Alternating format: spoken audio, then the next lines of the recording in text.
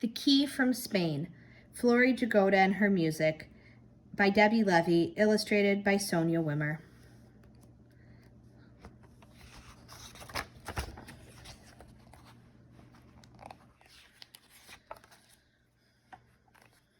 Long ago, in a place called Al-Andalus in the land of Spain, there was a time of dazzling music and science, art and poetry, map-making and mathematics, and harmony among neighbors, Muslim, Jews, and Christians.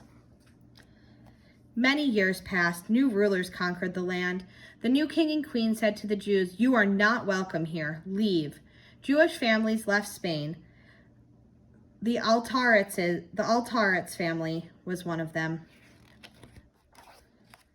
The Altarets journeyed first to Turkey, later to Bosnia, always carrying with them two precious possessions. One was very little, a key. The other was very big, yet took up no space at all, Ladino.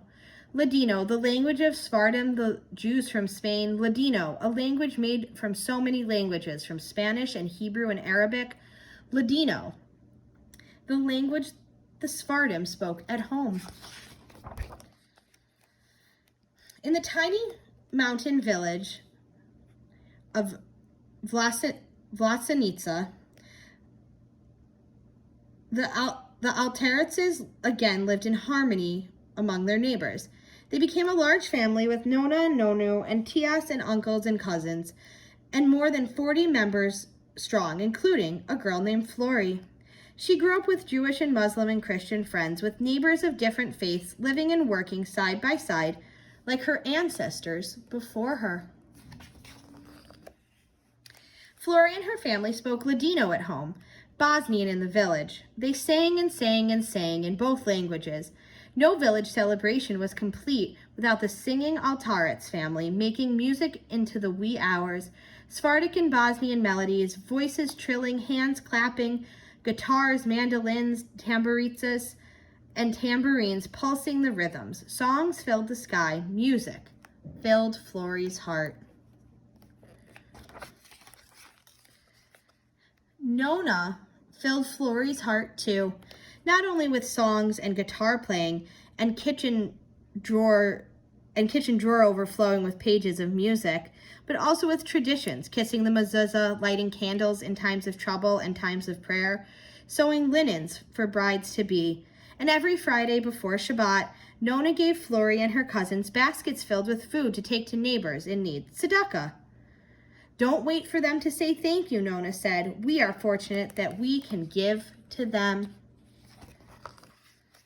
In Nona's house, the little key, La Llave de España, watched over the family. Nona told Flory its story. Many centuries ago, our ancestors had no choice but to leave the country they loved. They could not take much with them, but they did take the key to their home. That key on the wall opens the door to a beautiful house in Spain. One day, an Altarets will return to Spain, find the house, open the door, and be home once again. Flory loved the story, but she didn't want to be the Altarets who returned to Spain because she never wanted to leave Vlasenica. But her parents wanted to leave. They liked the big city. Goodbye, village. Zagreb in Croatia had a brand new beautiful school, music lessons, art, ballet, gymnastics, theater, but it did not have Nona, Nonu, tias, uncles, cousins, friends, Shabbat baskets. It did not have the songs. Flory missed Vlasenica. Her father saw her sorrow and bought her a harmonica. Flory played the songs of her Nona, and they helped her feel closer to home. A harmonica is an accordion. It's this instrument. A terrible war came, the Second World War. Life became dangerous, especially for Jews. Flory's parents wanted her to be safe, and to be safe, she needed to leave Zagreb. They got her a train ticket to another city called Split. They would follow, they promised, on another train, another day. It was too risky for 3 Jews to travel together. "Florica," her father said, "from the minute you sit in that train compartment, don't speak." He feared Flory might say something in Ladino, revealing that she was Jewish. "Just play your harmonica." Flory took off the badge that all Jews had to wear and walked to the station pretending to be an ordinary girl, a non-Jewish girl going on a trip. She played and played every song she knew, Bosnian, Croatian, but not a word in Ladino. The compartment filled with people, all joining together to sing, all believing Flory was one of them. Such a jolly journey for everyone else. Flory hugged her harmonica closer, and it saved her. Flory reached the seaside city of Split. Her parents soon joined her. They lived as refugees without a home, not knowing what would happen to them, not knowing what happened to those left behind in Vlasenica. And when the fighting finally ended, Flory and her parents learned that the war had taken nearly everyone they loved.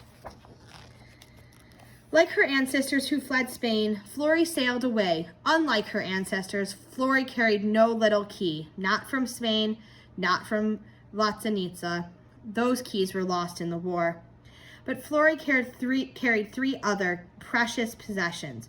1, her harmonica, 2, Ladino, and 3, bigger than everything, yet taking up no space at all, music. And she was Flory Jagoda now, an American with an American husband and family. Her American family could never meet her Nona or hear the singing Altaret's family, but Flory could share their music. She did have a key after all, and with this key of music, she unlocked the door to that past life and those beloved people across the ocean and across the years.